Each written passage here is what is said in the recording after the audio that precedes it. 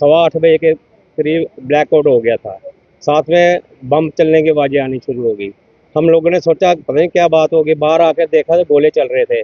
उसके बाद हमारे हिंदुस्तान की आर्मी ने अपना काम शुरू किया, जितने भी ड्रोन उन्होंने उड़ाए थे वो मार गिराए। उसके बाद रात को 2 बजे फिर ब्लैकआउट हो गया। 2 बजे के बाद फिर उन्होंने दोबारा अटैक किया। इन्होंने फिर उनके जो थे उड़ा दिए ड्रोन। हलचल इतनी थी कि कोई हिसाब नहीं, सब लोग बाहर ही आ गए। उसके बाद गवर्नमेंट हमारी ने जो किया बहुत बढ़िया किया है, इसका जवाब करारा देना चाहिए।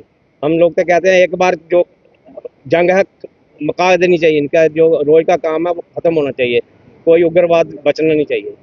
पाकिस्तान सिविलियन को टारगेट कर रहा है, कैसे देखते हैं? देखो पाकिस्तान ने सिविलियन को टारगेट किया है पुंछ में हमारे बहुत बंदे मर चुके हैं। रात को भी किया उन्होंने, 2 बजे के बाद भी उन्होंने, रजौरी में भी किया है।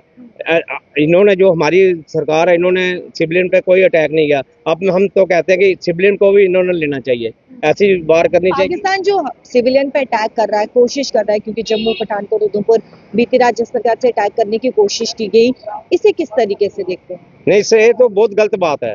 सामने आए ना, सामने दिन को करके बताए ना, इनकी हिम्मत है तो करके बताए। हिंदुस्तान के ऊपर अटैक, हिंदुस्तान को चूड़ियां पहन के थोड़ी बैठा है। ये उसका ईद का जवाब पत्थर से देगा। इसके पास इतनी क्षमता है कि ये मार गिराएगा, पूरे पाकिस्तान को खत्म कर देगा। आठ के बीच में जो हमला हुआ, इससे क्या हुआ कि हम सारे लोग डर गए। तो उसके बाद हमने देखा कि 8-10 मिसाइल रेड कलर की लाइट से कुछ आ रहा था। तो हम सारे छत के ऊपर, टेरिस के ऊपर गए। तो उसके बाद हमने देखा कि हमारे डिफेंस सिस्टम ऑन हो गया। तो मैंने खुद अपनी आंखों के सामने देखा कि जो डिफेंस सिस्टम हमारा जो ऑन हुआ, उसने काफ़ी ज़्यादा इन्होंने अच्छा किया। उसके बाद कि ये था कि हम लोग सारे टेंस में थे। फिर सारों ने न्यूज़ मीडिया हमने ऑन वगैरह किया कि डरने की कोई बात वगैरह ऐसा कुछ नहीं था। तो उससे हम काम हुए। तो हमारा ऐसे भी आर्मी सिस्टम बहुत अच्छा है, सब कुछ सही होगा। उसके बाद हमें अपने गवर्नमेंट में पूरा विश्वास है।